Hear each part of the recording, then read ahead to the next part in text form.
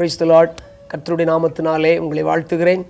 கர்த்தர் தாமே இந்த காலை வேளையில் உங்களோடு பேசுவாராக. தம்முடைய வார்த்தையின் மூலமாய் உங்களை உறுதிப்படுத்துவாராக, உங்களை உற்சாகப்படுத்துவாராக, உங்களை ஆசீர்வதிப்பாராக. ஒரு வசனத்தை வாசிக்கலாம். சங்கீதங்களின் புஸ்தகம் 3ஆம் அதிகாரம் 3ஆம் வசனம். ஆனாலும் கர்த்தாவே, நீர் என் கேடகமும் என் மகிமையும் என் தலையை உயர்த்துகிறவருமாயிருக்கிறீர். சங்கீதக்காரன் தாவீது ஆண்டவரை பார்த்து சொல்கிறார், ஆண்டவரே, நீர்தான் என் தலையை உயர்த்துகிறவர், நீர்தான் என்னை ஆசீர்வதிக்கிறவர். அதாவது அவருடைய சூழ்நிலை மிக மோசமாக இருக்கிறது. தன்னுடைய சொந்த மகன் அவரை துரத்தி கொண்டு வருகிறான். அவரை கொலை செய்ய வேண்டும் என்று துடிக்கிறான்.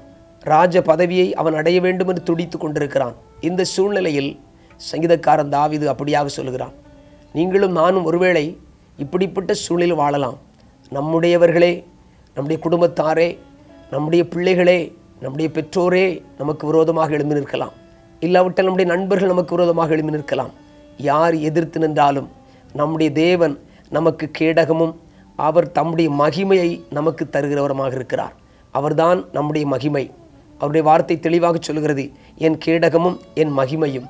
அதாவது அவர் நமக்கு பாதுகாப்பை கொடுக்கிறார், நம்மை உயர்த்தி மேன்மைப்படுத்துகிறவருமாக இருக்கிறார். அதோடு கூட நம்முடைய தலையை உயர்த்துகிறவர். மனிதர்கள் நம்மை அழித்து போட வேண்டும் என்று நினைத்தாலும் நம்முடைய தேவன் நம்முடைய தலையை உயர்த்துகிறவராக இருக்கிறார். இந்த காலை வேளையில் நீங்கள் எப்படிப்பட்ட சூழ்நிலையில் இருந்தாலும் ஆண்டவர் உங்கள் தலையை உயர்த்துகிறவராக இருக்கிறார். உங்களுக்கு அவரே மகிமையாக இருக்க போகிறார். அவரே உங்களுக்கு கேடகமும் பாதுகாப்பும் நல்ல செய்தியை கொண்டு வருகிற ஆவியானவராகவும் இருக்கிறார். ஆனபடினாலே சந்தோஷமாக இருங்கள், உற்சாகமடையுங்கள். கர்த்தர் தாமே உங்களை ஆசீர்வதிப்பாராக. ஆமென்.